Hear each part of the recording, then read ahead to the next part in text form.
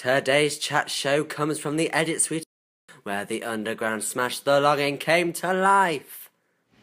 Hello and welcome to tonight's episode. Today I will be joined by Amelia and Chenga, who are here to talk to me about The Longing and how it represents particular social groups in society.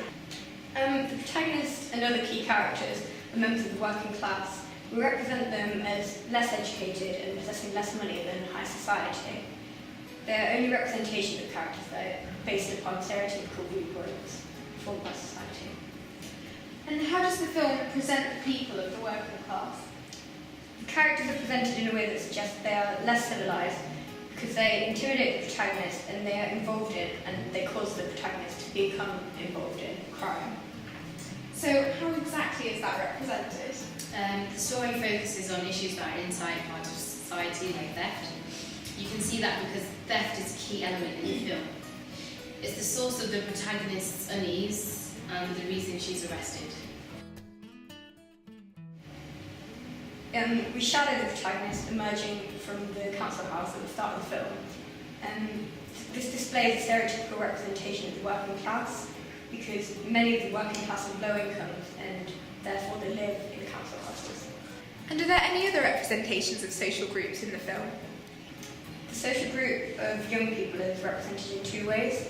Laura represents the results of pressure on society, and especially on young people, to conform and to be popular, to which we can apply the hegemonic theory that there's a feudal system in society and that everything works together to allow society to function.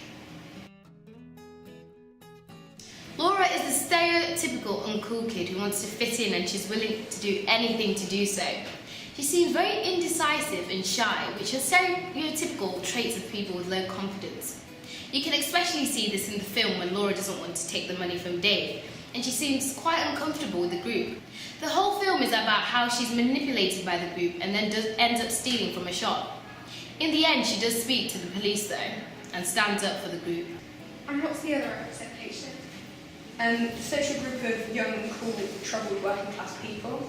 It's represented in a stereotypical way in our media product, and we show the group as desirably popular, but troubled, violent and lawless, because we show the group are involved in criminal activity, and the leader intimidates and encourages and manipulates Laura. Are there any key moments that show this representation? The part when Dave swears at his friend.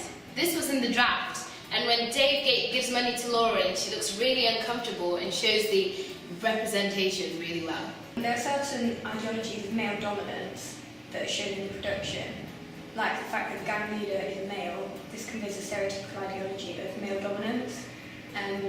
But in our narrative, the female character Shannon, which is played by Chenga, is very close to him. That kind of challenges that message and shows that women can be influential and powerful. That's kind of like David Gauntlets in Powered Female Theory. Race was represented in a similar way, I think. In the production, the ideology of race being unimportant was shown by people of varied races, and this was kind of irrelevant to their character. So you can see that in the film because friendships are based on race and it isn't a problem in the film. Okay. Well, thank you both for your time. It's Thank very you. interesting.